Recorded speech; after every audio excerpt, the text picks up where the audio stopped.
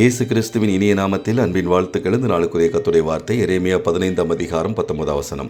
நீ திரும்பினால் நான் உன்னை திரும்ப சீர்படுத்துவேன், என் முகத்துக்கு முன்பாக நிலைத்தும் இருப்பாய்.